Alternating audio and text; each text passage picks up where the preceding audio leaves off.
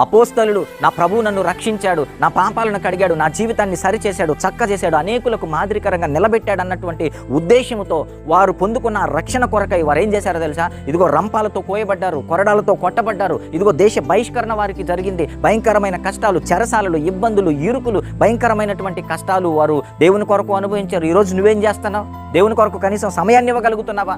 దేవుని కొరకు నువ్వేం త్యాగం చేయగలుగుతున్నావు? కనీసం ఆదివారం రోజు కొంత సమయమైన దేవునికి ఇచ్చే స్థితి ఈరోజు నీకు లేదు. సిగ్గుపడాలి. ఈరోజు క్రైస్తవులుగా మనం సిగ్గుపడాలి. ఈరోజు దేవుడు మనకు సమస్తం ఇచ్చాడు. ఆరోగ్యము, ఆయుష్, ఆశీర్వాదాలు, ప్రాణము, జీవితము సమస్తం ఇచ్చాడు ఈరోజు మనకి. కానీ దేవుని కొరకు నువ్వేమి ఇవ్వగలుగుతున్నావు? కనీసం సమయాన్ని ఇచ్చే తీరిక నీకు లేదా? ఆయనను అంత నిర్లక్ష్యం చేసే స్థితి ఈరోజు నీకు ఎందుకు కలిగింది?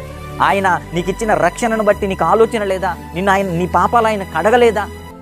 పనికిరాని భయంకరమైన స్థితిలో ఉండగా ఆశ్చర్యకరమైన వెలుగులోనికి, చీకటి సంబంధమైన క్రియల్లో నుండి ఆశ్చర్యకరమైన వెలుగులోనికి తీసుకుని వచ్చాడే. ఆయన కొరకు నువ్వేం చేస్తున్నావు?